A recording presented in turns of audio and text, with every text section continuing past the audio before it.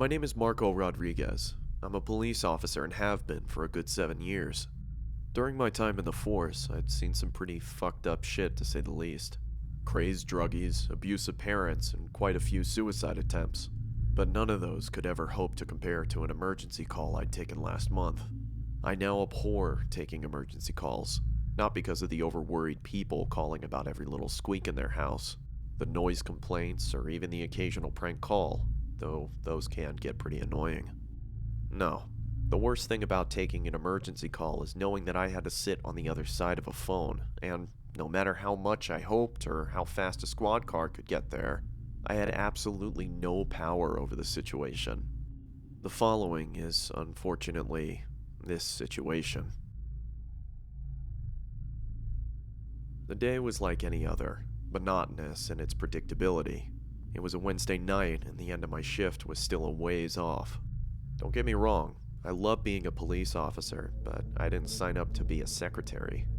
I sighed and flipped through the files on my desk, absent-mindedly scanning through the different reports from earlier that day. There was nothing of dire importance, no hit-and-runs, robberies, or violence. Life in the country didn't require as much police attention as, say, any of the major cities. I then heard my phone ring, waking me from my thoughts. 911, what's your emergency? I said in a monochrome tone. A small, feminine voice answered, and I leaned forward. Please, I need your help. Yes, what's the emergency, ma'am? I repeated, preparing my pen and pad. There's someone outside of my house. He's just standing there. She answered, sounding frightened. This was not entirely an unusual situation. There have been several different cases filed for crazy stalkers. Now stay calm. Everything's gonna be alright, I said in my most convincing and gentle voice. I then continued with the standard questions. And about how long has he been there, ma'am? I don't know. I just looked out the window a while ago and he was just standing there. He just appeared there a little while after it got dark, and that was about an hour ago. He hasn't moved an inch or ever stopped looking at me. I stopped writing. This was getting a little strange. A person just standing in one place, never moving or ever looking away? Whoever this was, I had a feeling that they could be very, very dangerous. Okay, ma'am. We'll send an officer right away. What's your name and street address? Elizabeth Treville, 1465 Wellington Road. With a hum, I wrote down the address and gave it to an officer on standby, and he left immediately. Okay, ma'am. We're sending a cruiser now. I could hear an audible sigh of relief. In the meantime, can you try and describe the man to me? Do you know him at all? I asked. Identifying the perp and making sure she was safe were the most important things at the time. Well, I definitely don't know him, or anyone with this body type. He's tall, very pale, and skinny, almost emaciated looking. And he's naked, I think. But I think he's too far to tell. Okay. If you can see his face, do you mind describing it for me? No, it's too dark to see his face. I don't know how to describe it, but I know he's definitely looking at me. He has been the whole time he's been here. Okay, and Elizabeth, are all of your doors locked? I asked. I think so. Let me just double check the back door real quick. Hold on 1 second. Okay, I'll stay on the line. I heard her walk around, and the familiar resonant click of a deadbolt lock could be heard. Okay, I'm back now. Everything's locked and he's... She trailed off. Hello? Elizabeth, are you there? I asked. Elizabeth! I grew more and more uncomfortable in the silence.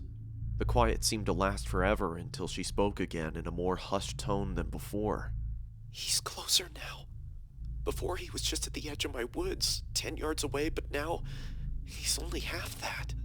It's important that you stay calm. Now, can you see any of his features now that he's closer? Yeah, it's weird. He is naked, but I can't see any genitals or hair or, well, any defining features. It's like he's wearing some skin-tight suit. I still can't really see his face, but I can tell it's deformed in some way. He's staring at me. It's so unnerving. Okay, ma'am. I'm gonna need you to find a safe place to lock yourself in case anything goes wrong, I said as calmly as possible, trying not to scare her any further. Yeah, okay. My bedroom door has a lock, and so does my bathroom. She trailed off once more, and I could hear a small whimper. Ma'am? Is everything okay? He's closer. Her voice was so quiet that if I wasn't listening so intently, I could have missed it. He's so much closer. I just absent-mindedly looked at my bathroom for a second, and then he cleared the almost 30 yards from where he was to the house. But at least now I can make out his... Ma'am? I can see his face. It's pressed up against the window. It's awful. His eyes are so large, like black pool balls bulging out of his head. And he has this smile that goes from ear to ear, or where his ears should be. She let out a sob. I need to stop her from getting hysterical over whatever it was on the other side of her window. Ma'am, you're going to need to get to that safe place now, I said, regaining my commanding voice. No reply. Ma'am? I was interrupted. Help me.